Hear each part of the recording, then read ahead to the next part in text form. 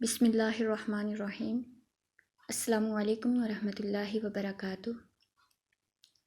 حدیث مبارکہ ہے، رسول اکرم صلی اللہ علیہ وآلہ وسلم نے فرمایا کہ تم میں سے بہترین ہے وہ شخص جو قرآن پاک سیکھے اور دوسروں کو سکھائے۔ تو ہم قرآن پاک کو سمجھتے ہیں، اسے سیکھتے ہیں اور پھر ہم اسے دوسروں کو سکھانے کی کوشش کریں گے۔ تو اس حوالے سے جو ہمارا آج کا لیسن ہے وہ 5واں لیسن ہے۔ آج ہم پڑھیں گے اس میں فاعل کے حوالے سے اور اس میں مفعول کے حوالے سے، یعنی سبجیکٹ اور آبجیکٹ کے حوالے سے۔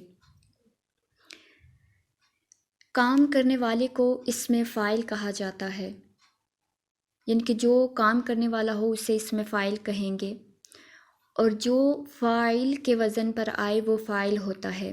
یہ بات آپ نے ذہن میں رکھنی ہے کہ جو فاعل کے وزن پر آئے فاعل تو وہ فاعل ہوگا، یعنی کہ کام کرنے والا ہوگا۔ مثال کے طور پر آپ دیکھیں، فاعل کے وزن پہ آ رہا ہے عابد، فاعل عابد عبادت کرنے والا، اور ساجد سجدہ کرنے والا۔ اسی طرح سے بہت سی مثالیں آپ کو قرآن پاک سے مل جائیں گی۔ آپ کی اپنی لائف میں جو عام الفاظ استعمال کرتے ہیں ان سے آپ کو اس طرح کی مثالیں مل جائیں گی۔ اس کی جو دوسری پہچان ہے کہ ہمیں کس طرح سے پتہ چلے گا کہ یہ اس میں فاعل ہے، ایک تو یہ کہ وہ اس فاعل کے وزن پر آئے گا، اور دوسری بات جو ہم نے ذہن میں رکھنی ہے وہ یہ ہے کہ اس کے شروع میں اگر میم ہو اور سیکنڈ لاسٹ پہ، یعنی کہ اس حرف کے سیکنڈ لاسٹ پر اگر زیر آ رہی ہے تو اس میں فاعل ہوگا۔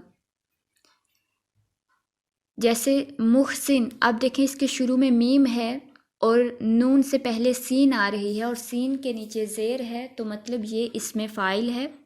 محسن میم شروع میں ہو اور سیکنڈ لاسٹ پہ زیر ہو تو وہ فاعل ہوگا، محسن احسان کرنے والا۔ اسی طرح سے مصنف تصنیف کرنے والا۔ اس کے بعد اس میں مفعول ہے آبجیکٹ، جس پر کوئی کام واقع ہو اس کو اس میں مفعول کہا جاتا ہے۔ تو جو مفعول کے وزن پر آئے وہ مفعول ہوتا ہے، جیسے فاعل کے وزن پہ آنے والا فاعل ہوگا، مفعول کے وزن پہ آنے والا مفعول ہوگا۔ مثال کے طور پہ آپ دیکھیں مسجود، اب یہ مفعول کے وزن پہ آیا مسجود، ٹھیک ہے، جس کو سجدہ کیا جائے، اور محفوظ جس کو محفوظ کیا جائے۔ اور دوسری شرط اس کی یہ ہے کہ شروع میں میم ہو اور اس کے سیکنڈ لاسٹ حرف پر اگر زبر آ رہی ہے تو اس میں مفعول ہوگا۔ فاعل میں ہم نے کیا پڑھا کہ سیکنڈ لاسٹ حرف پہ زیر ہو، لیکن مفعول میں سیکنڈ لاسٹ حرف پر اگر زبر آ جائے تو وہ اس میں مفعول ہوگا۔ مثال کے طور پر محسن، اب دیکھیں شروع میں میم ہے اور سیکنڈ لاسٹ سین آ رہا ہے، تو سین کے اوپر زبر ہے تو یہ کیا ہوگا، جس پر احسان کیا گیا، ٹھیک ہے۔ اوپر ہم نے کیا پڑھا، محسن احسان کرنے والا۔ اب دیکھیں یہ جو عربی زبان ہے اس میں زیر زبر سے معنی بدل جاتے ہیں، تو اب اس میں دیکھیں ہم نے محسن پڑھا، سین میں ہم نے زیر پڑھی تو احسان کرنے والا یہ فاعل ہو گیا، اور جب ہم زیر کی بجائے اس پہ زبر کر دیں گے تو یہ مفعول بن جائے گا، جس پر احسان کیا گیا۔ اسی طرح سے مصنف کا آپ دیکھ لیں، مصنف جسے تصنیف کیا جائے، اور مصنف تصنیف کرنے والا۔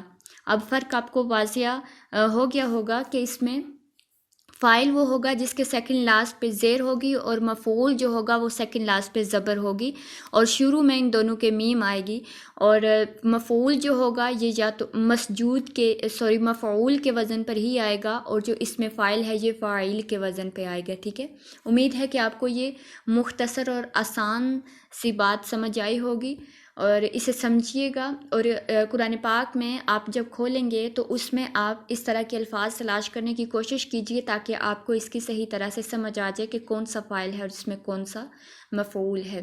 اگر ویڈیو اچھی لگی ہو تو اسے لائک کیجیے، شیئر کیجیے اور کمنٹ کیجیے۔ جزاک اللہ خیرا کثیرا۔